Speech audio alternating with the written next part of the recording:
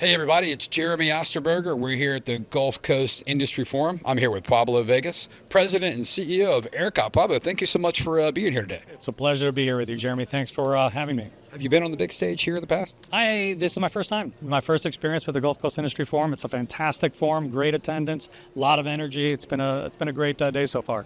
Let's keep the energy going. So, Pablo, for the folks that don't really understand your role, talk about some of your priorities as you in your role at ERCOT. Yeah, at ERCOT, we're focused every day on ensuring that the grid that serves 27 million Texans, 90% of the state of Texas, is reliable every day under any condition.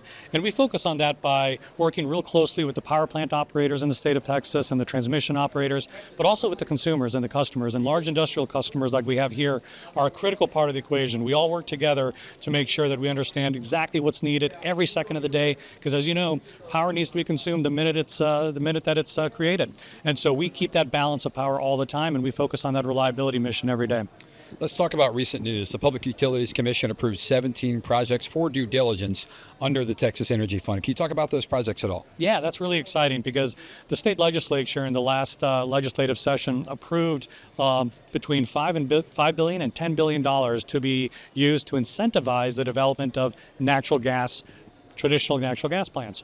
And the reason is we've seen tremendous growth in power supplies here in Texas over the last 10, 15 years, but most of it has been in renewable resources. We haven't seen the same level of growth balanced on the natural gas or the traditional thermal type of power plants. So this energy fund is intended to incentivize the development of natural gas plants. So I'm real excited about what that means. It could mean the development of up to 10,000 megawatts of new natural gas plants, which is critically important to support the growth here in Texas. You know, Pablo, you mentioned Texas growth. Everything from refining, petrochemical facilities to population to now this movement for semiconductor sites being put in Texas. Where are we with infrastructure and what do we need to do?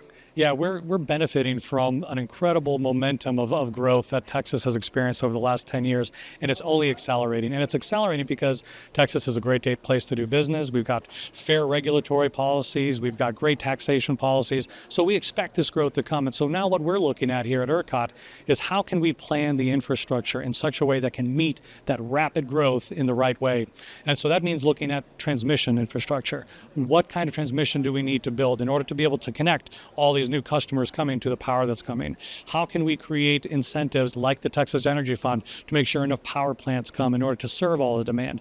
We're doing that work today. We're working closely with policymakers, staying very close to them on kind of what the growth picture looks like, and with the Public Utility Commission to make sure we've got the right regulation and the right environment in place to support that growth.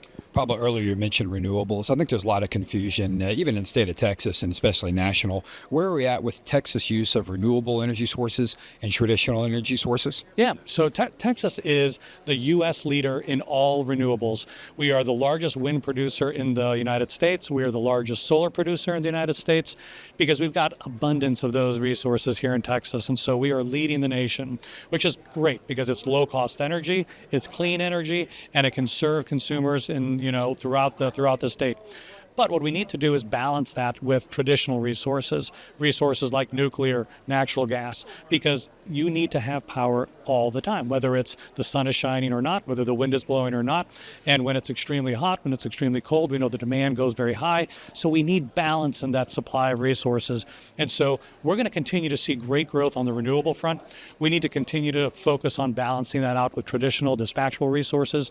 And then batteries. Batteries are starting to come onto the grid. Batteries are a tremendous asset and resource for the power grid. They help to bridge between the periods of time when the sun is setting and the wind is starting to pick up at night.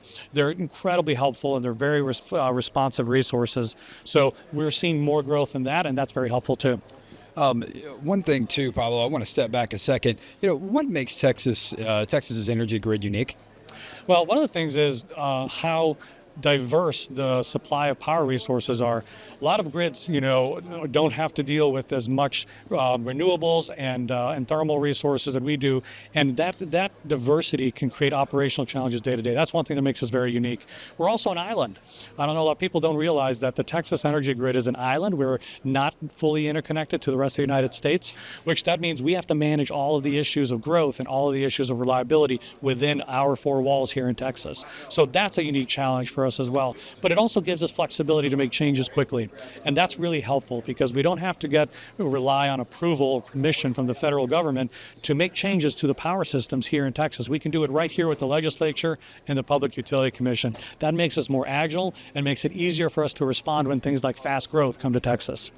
So, Pablo, let's get into the industrial connection to ERCOT and to the Texas power grid.